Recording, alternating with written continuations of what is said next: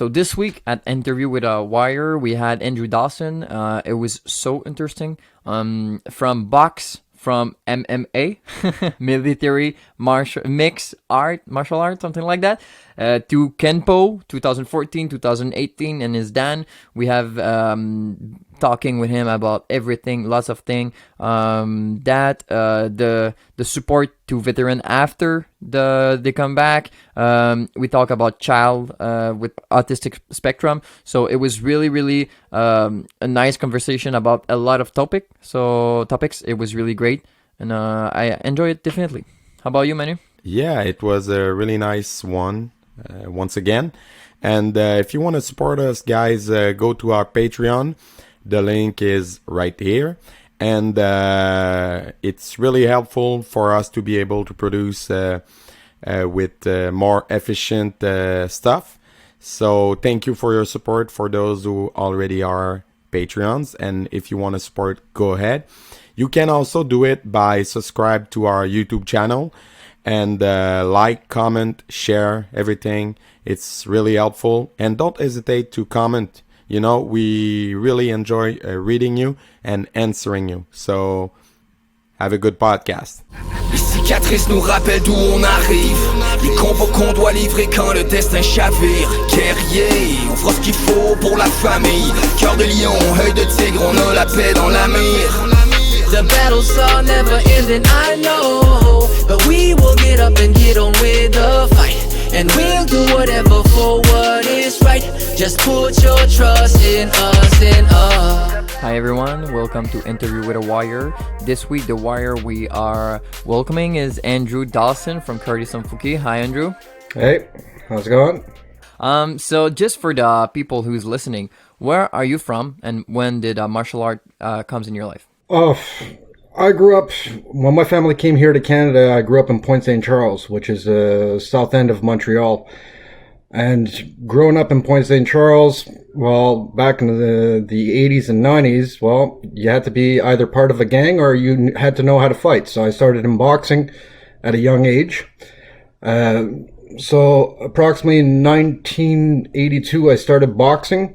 I kept on with my boxing career all the way into when I got into the military. I was representing my battalion at the time. When I was also in the military, I also was doing hand-to-hand combat, which is now called MMA, Military Martial Arts. And in 2014, I joined Karate Sunfuki. And from 2014 to 2019, I finally achieved to receive my first black belt. And just last year, I got my first Dan in the month of October. Well, you say MMA, military mixed martial art. The first, so back then the first M was military, right? That was you hear, Manu? Yes, that's what I hear too. After 1995, anything to do with hand-to-hand combat or wording like that, it was frowned upon. So the military called it MMA instead, military martial arts. But before that, it was hand-to-hand combat or black art society. Where soldiers had to learn how to defend themselves with various types of weapons or material around them. And now it's MMA. And now does the army still talk like that? Like MMA means military, or it's changed with the time? It's changed with the time. It's newer, gentler kind of world, so they have to watch out on the wording. So that's why they call it mixed military martial arts. And can we rewind to the point where you said that when my family come to Canada? So where are you come from? Where did you come from? My family's from Ireland and Scotland. I could have bet, but nice. I was like, let's keep going. Okay. Oh yeah, that's cool. So have you ever goals there? Last time I was over in Scotland. I think it was 1994, which was after my second tour. We had two weeks vacation, so I traveled across Europe during my second tour, during my 2-week holiday before I went back over to Bosnia. Oh wow! And how many tours did you do overall? I've done 3 tours. Wow, thanks for your service. Wow, that's awesome. Yeah, I was gonna ask. what was your I don't know how to say it, division, or were you in the infantry, or I don't? I was with the infantry. I first started with the CGG, Canadian Grenadier Guards, and after that I transferred to the Reg Force, over to the 1st Battalion RCR, Royal Canadian Regiment. From the Royal Canadian Regiment, I was attached a lot to the 3rd Commando Airborne Regiment, mostly driving the AVGPs for them, picking them up when after they do jumps. I got myself many jumps myself, so that's basically the history of my military career. Yes, I did serve under General Vance, who right now he's just retiring from the military, and he was in charge of the Canadian Armed Forces. So he was my major at the time. And was it your children dreams to be a soldier when you were grown up, or you just choose that? Well, I preferred staying off the streets, so I went to the military route instead. Okay, so that was a way to keep you out of the trouble to go in the military in a young age. Yes, exactly. And then what's happening after you do the army? After that, you subscribe your child to karate, and then you start karate. But between that, you still in the army doing stuff like that? No, last thing I did for the military was 97 was the Manitoba flood, and then in 98 was the ice storm. They actually called me back in after I was actually physically out of the military, but because there was not enough soldiers here in the province of Quebec to help with the workload. So they called me back in 98 for the ice storm. So that was the last active thing that I did with the They Canadian didn't Armed call you Forces. back in March for coronavirus? No. Hi, we need people. I'm way too old now. No, it's a joke. Okay, oh wow. So last time it was 1998, and then what was your job between that and your career school? Well, right now it's been 21 years I've been working at the same place. I'm now the QA supervisor for Progress Rail. We deal with all the train axles and wheels for companies like CN, CP, Via Rail, BCRTC in Vancouver. So I'm the only supervisor that represents my company here in the country of Canada. Okay. Oh, that's a nice job. And when did you take the decision to open your own dojo? How does it happen? I was speaking with my wife, and because they posted it online, so I looked at it. I spoke to my wife. I went up to Renchi Carl because you got to remember he is my first mentor. He's the one that brought me to the level that I am now. So he says, go and check it out, see what you think. So I went to see Renchi Mireille. We spoke about it. Then myself and my wife, it was actually supposed to be for my retirement, but maybe later, but okay.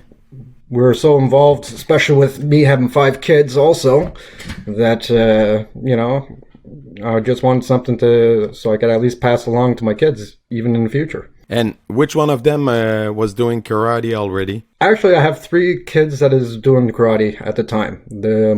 My oldest, which is William, he's 16. Then my wife's 2 children, who's 17, that's Alex, and the 13-year-old. Right now, my baby girl, who's 3, she tries to reenact the karate moves and all that stuff. So she's a potential new ninja. Yeah. Oh, that's cool. And I have to say that being a father myself, for you to have 5 children, it's a warrior thing in itself. So I give you your props for that. It's kind of a battle, and as far as the money is involved, and as far as the all the stress of the life that we have as a father. So props to you, man. It's something. 5 kids in those days. Jeremy, when are you gonna have a couple of Yeah. give me 10 years, guys. Okay. I'm enjoying my 20s now. No, I don't have any, but I've been teaching since I'm young, like really young. I started at 17. I have students that they were like 10. Now they have cars. They're old. They're really old. So I got all the the old teacher stuff. Now I think I have some students that drink now, you know, and I'm like, whoa, you didn't used to do that. Okay, so it kind of hit, even though I don't have any kids. But I don't know. That was a question I had in mind. How is it to have 5 kids and a karate school? Does it help because like you do a lot of sport and interaction or stuff, or because I know karate is like weekend, you know, our shift is when people are not working because our clientele are kids. So does it help or counterproductive with your kids, would you say? Well, with my older son, William, when he comes out, sometimes he's interested in helping out, and, you know, other times he just wants to be a student when I'm giving courses. So it all depends on the day. Sometimes I do get help from my teenage boys, but most time, yeah, I'm running the karate school, and I just try and, you know, stay with my family because family is key to me, you know. Right now with my newest born, who's 6 months now, he takes a lot of my energy right now. So you have a 3 years old and a 6 month? Yep. So 6 month old? Wow. Yep. It's something, man.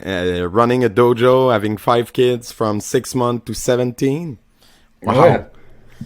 It's really something. And how the things are going if we talk pre-COVID in your dojo?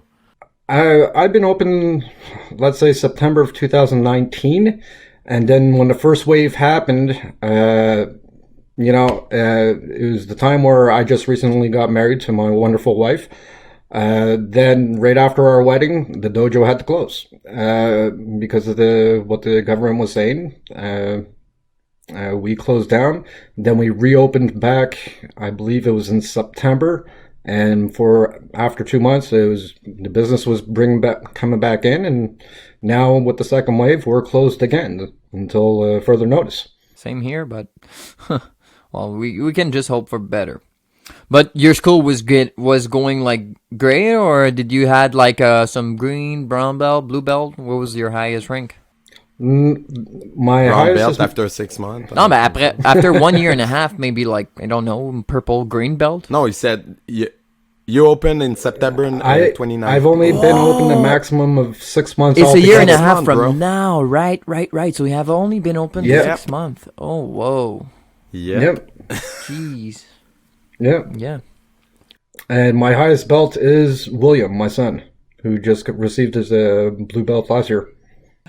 And what do you do now for you know, there's the COVID and stuff. What do you do lots of activity with your children? Do you still training, or do you do more other stuff right now? Because you have the luck to be able to train with your family, you know. So do you keep doing it, or how does it go? I just try and do whenever my son wants, any of the children, if they want to go to the dojo. My daughter is probably the best supportive one, who's always copying all of our moves. The 3 years old. Yeah, That's mine. she's the dangerous one. For sure. And then after that, everything is going and stuff. What is your plan for like after? Myself, I just hope that my students are going to start getting more. I start getting my students back, first of all, and some of them are going to be more interested in doing competition. Myself, I respect my face nowadays. I don't like getting punched or kicked in the face anymore, so I do respect my face. I don't know about you guys, but I am getting older, so I just like the training aspect of it. Yeah, me, but I don't know. It's cool. Competition, not forever, for sure. But I don't think like I'll stop sparring just with partners, you know, like for fun, or like just people of my level in dojo. You know, competition, nah, not forever. Well, my daytime job, if I start showing up with black eyes all the time, they're going to start questioning me. Yeah. How many students did you have before anything goes? Right before I shut down for the second time, where I was back up to 58 or approximately 52 to 58 students. Oh, good. So that's great. And within like 6 months, That's great it's for really good. 6 months. I remember I was nearby your dojo and I sent you a picture once. Yeah. It was a really Yeah. nice dojo. I wish I could have entered. It's a really beautiful inside. I like the class, how you did it. Really cool. Did you choose all that, or it was a wife? Some of it was actually Renchi Murray. She basically said, well, this wall has to go here, that wall, and you're going to go with the red and black tatamis. It's more modern. But I wanted it to be modern, but I wanted it to be also traditional. So even the wood frame, I had the wood frame painted black and cut as a trim. So it's more traditional Okay, also. cool. Oh, your mats are black and red? Yes. Mine's too in Gatineau, man. It's the new one. They are pretty Yeah, new. I know, guys. Thanks. I got the old one. Yeah. I have the blue and red in Buckingham, but when we opened Gatineau, I was like black and red. Man. No question. Maybe in the future. Yeah, keep going. Yeah. I don't know if you want to go there, but if you don't, it's okay. I'm just gonna cut my question. Okay. I was wondering because you seem like a pretty smiling person, and you seem pretty positive to me, and you have 5 children. You seems like a nappy man, and being a retired veteran. I mean, what is your philosophy in life to be able to go there, serve, seeing pretty harsh stuff probably, and come back here and being able to be so positive as a person? You look like that, at least. I don't know if you are, but if you want to talk about it, we can. Well, I'm not going to talk about my political views right now, but that's not the point. But no, just, but I mean, being able to go serve for a country and come back. I know many veterans that come back with psychological scars, and many traumas and stuff, and it's not easy for them.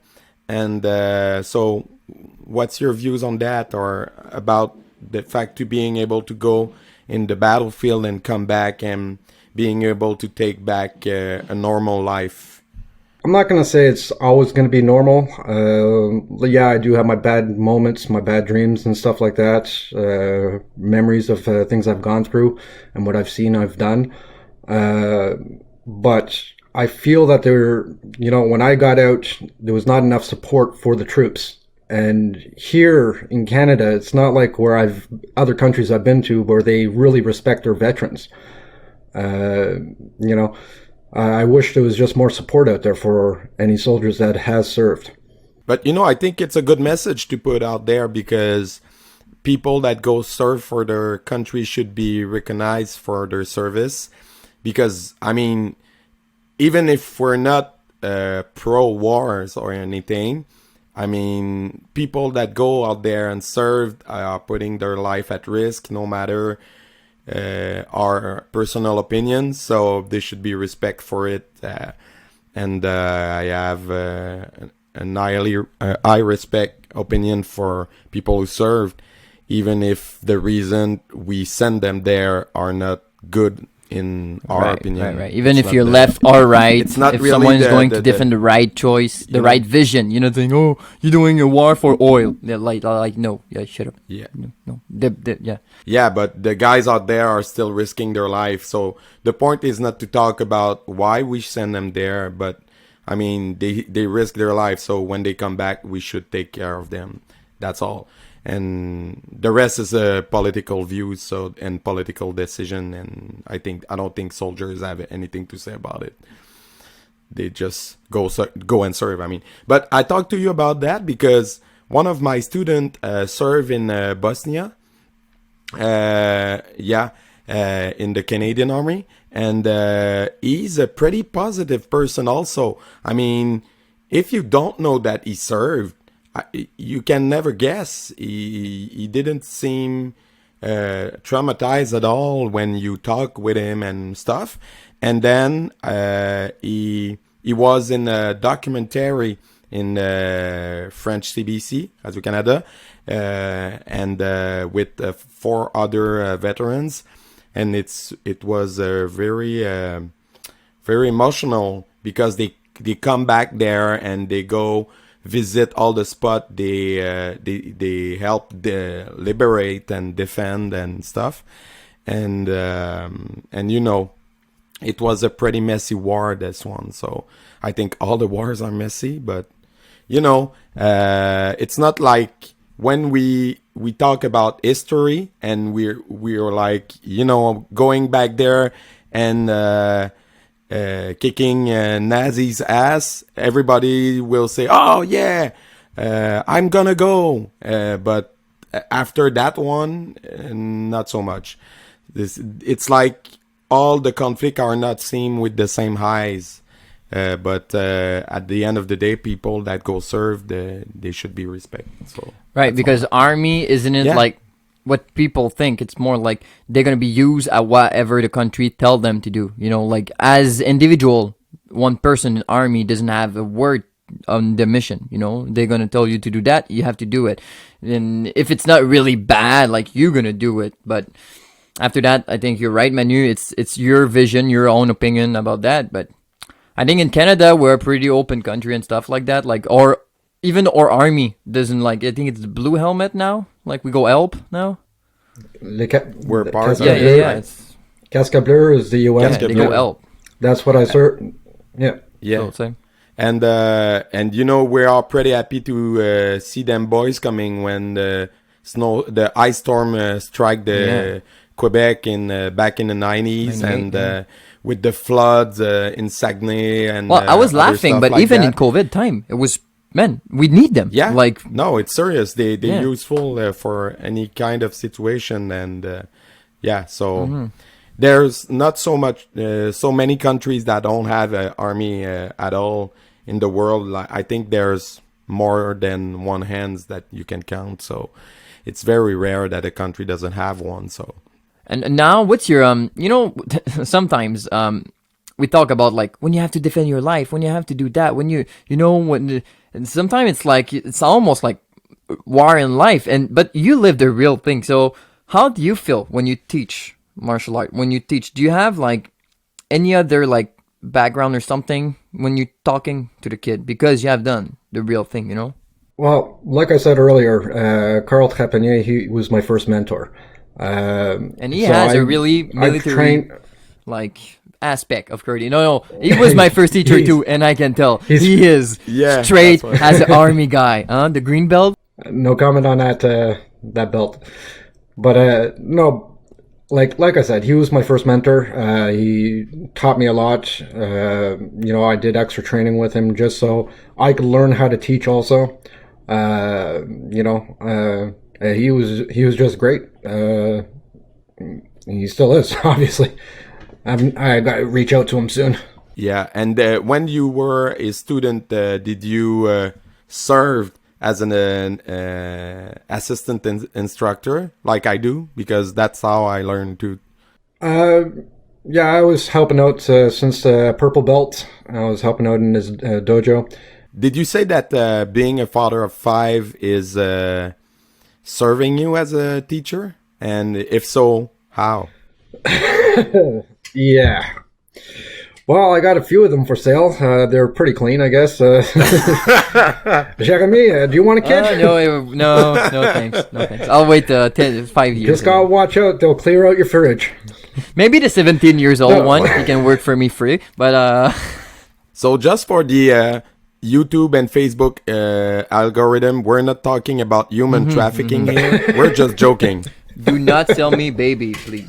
Okay, good.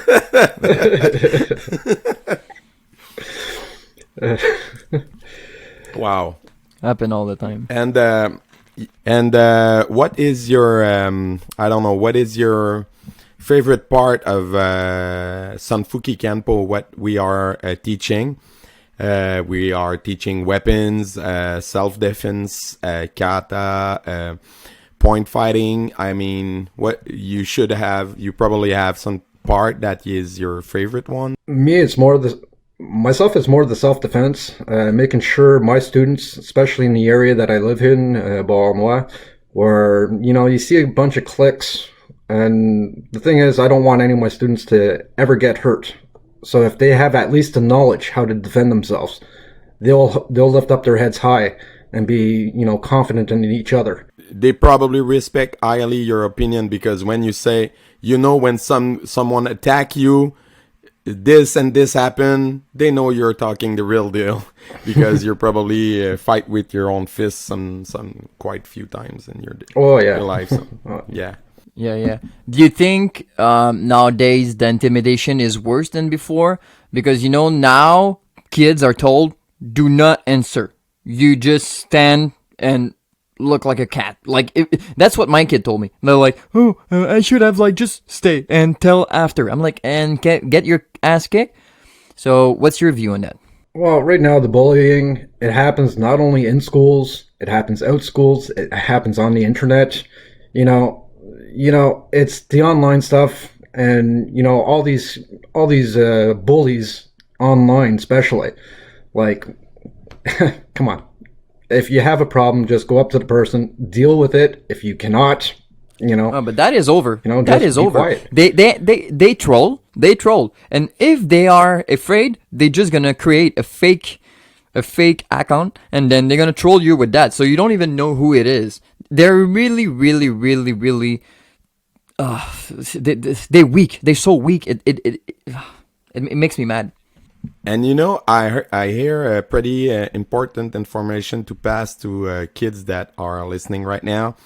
If you kids pass to other kids picture of yourself or other kids naked or it's considered by law as children pornography, so it's criminal. Even if it's yourself, even if it's your girlfriend, if it's your boyfriend or whatever that you are sending the picture. I mean, if that person decide to send that to another one, it's also pornography of children, and it's also criminal. So kids should be aware of that. And I think as teacher, of course, we don't talk about the pictures in karate class, but I think it's important to teach them to face the internet bullies, because the internet bullies are pretty I talk about it sometimes, because our job is they don't get bullied. I do it all the time. And I told them first is you have to have confidence in yourself. If you are 95% of the time, they're not gonna come bully you because you look straight. You have confidence, And then the other 5% is don't put yourself in a position where you could be bullying, like attacking the popular one, or like saying something to someone like cool or something, you know what I mean? Or like just reject someone who's different or something like that. Like don't put yourself into a position that you could be bullying, like sending picture to, like that would be really, really, really not cool. Yeah.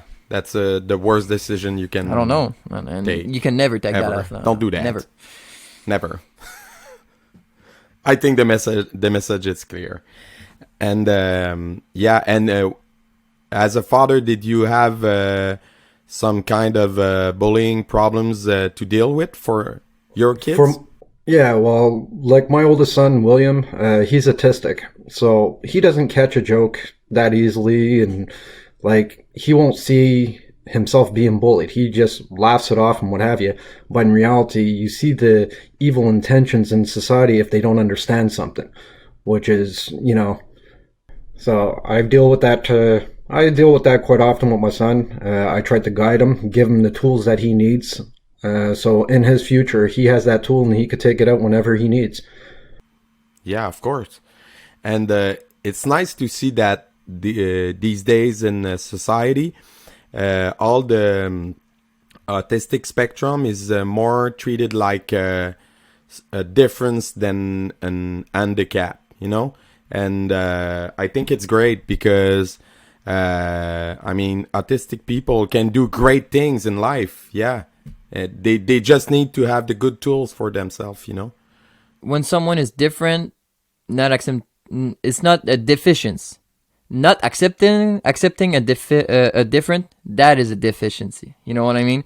Like it's not because he got something you have to judge it. Like maybe he's smarter than you in some area, dude. Like just go talk and go in the bubble. But some people are so close-minded.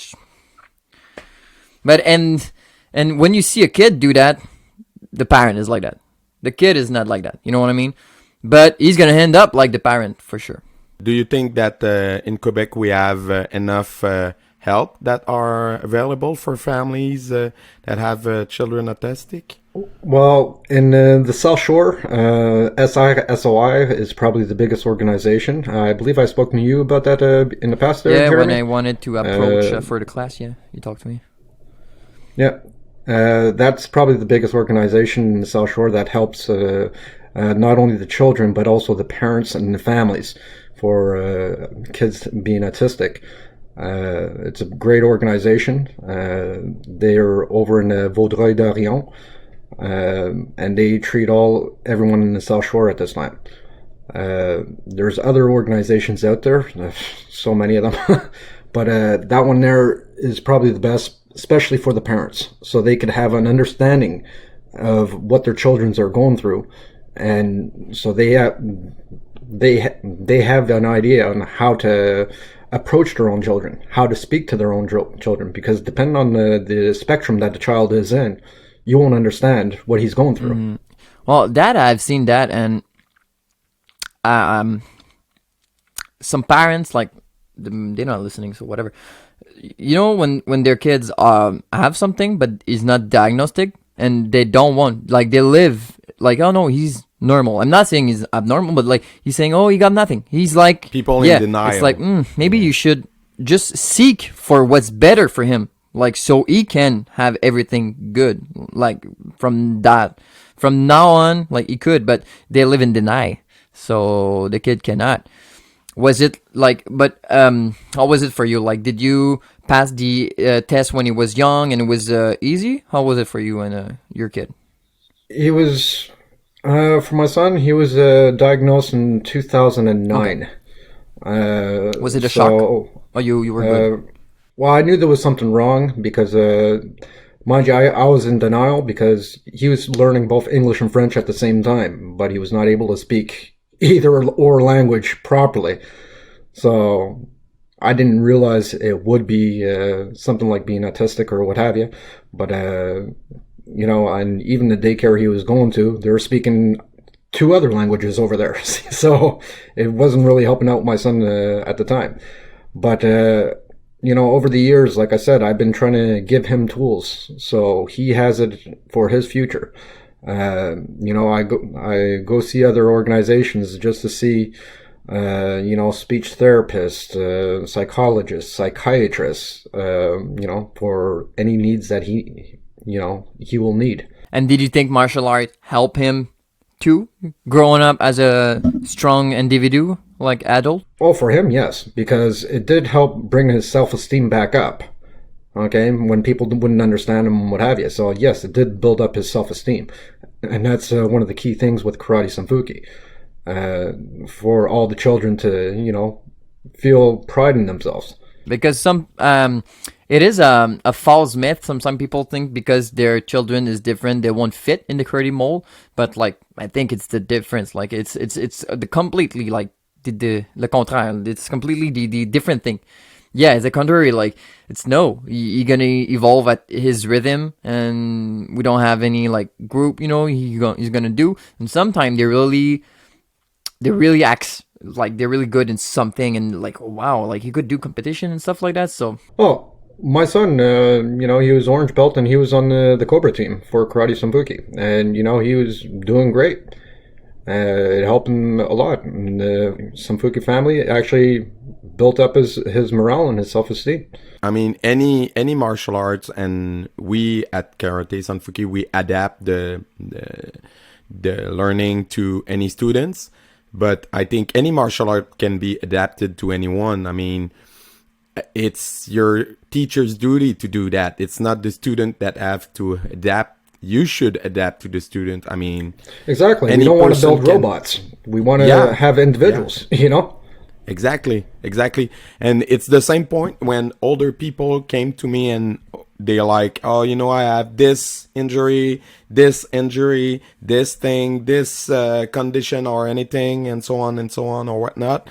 And I'm like, you know, I used to have 72 years old students, I had autistic students and they doing quite well.